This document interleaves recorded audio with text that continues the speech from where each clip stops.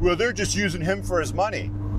So he's just using them for their beauty. What's your point? My brothers, there's a lot of men today that are pissed off, and I believe it's because we have a lot of dudes that are not doing well with women and they're not successful. You know, they're not financially sorted, if you will.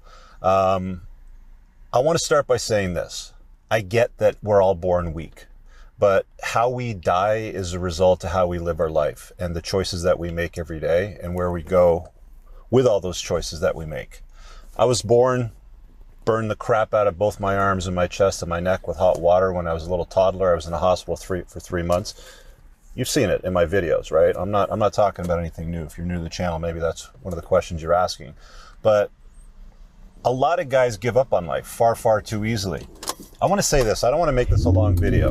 I've seen some of the smallest little men do extremely well in life just because they've done the work. Let's put this top down. I'll give you an example. Y'all know what Danny DeVito looks like, I hope. If you've seen any kind of Hollywood at all whatsoever, you should have an idea what he looks like. He's not particularly attractive. He's a small man. He does small man movies, right? Like that's the role that he fills. There was this, there's this company that I worked at one point, and the guy that owned the building, he ended up having a collection of supercars. He looked like Danny DeVito. I'm not even kidding. Little man, bald, fat, short, all that stuff. And in the basement, I'd see him often, and he'd come down with these girls, different girls. Every single one was young and beautiful. And then he would just kind of pick up a new car and drive it off. He was definitely a car guy. He enjoyed what he was doing. R8 Spider, how about that? Newer one. He enjoyed what he was doing, and he ended up just keep rotating these women, these plates. It was just the funniest thing ever. How is it that a guy like that can do that? How? It's because he's done the work. He's created the wealth of success. He obviously owned a ton of real estate, and he ran out of places to put his cars, but he managed to do well with women. The arguments that some of the weaker guys will do is they'll point and sputter and, well, they're just using him for his money. So he's just using them for their beauty. What's your point, right? I mean, have you ever seen a guy crying in a mid-engine exotic car? Because I've never seen it. They've always got a big smile on their face. Did you see that guy with the R8 that just pulled in? They always do. That was completely random. I don't even know who that is. But you gotta understand that it is almost impossible to be unhappy in life if you're financially successful, if you got your money sorted, you don't have debt, attractive women like you and want to spend time with you. I'm not saying that that needs to be the priority. You should be the priority.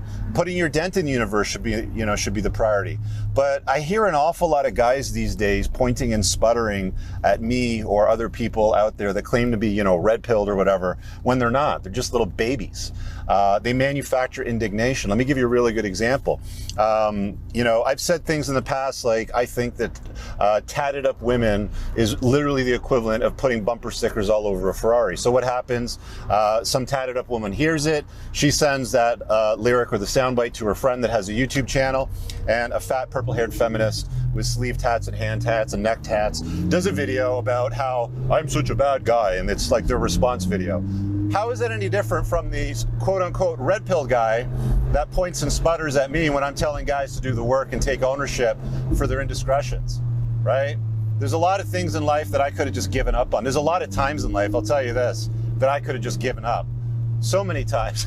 But I persevered, I pushed through.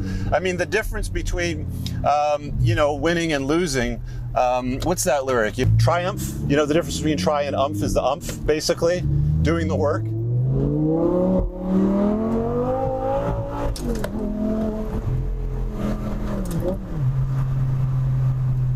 Not getting a lot of traction in this weather, but anyway.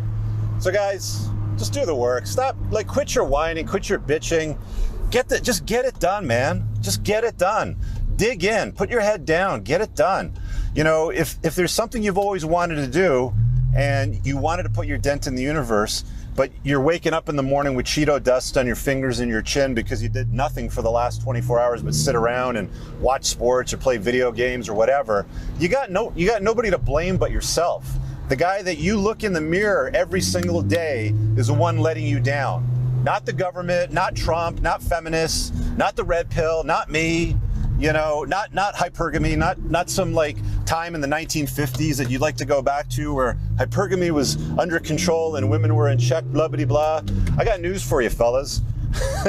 It's been like this for a long time. It's only today that we have the internet that allows little beta bitches to go somewhere and whine and complain about what they're doing in life and how terrible the results are and why it's the fault of everybody else but themselves.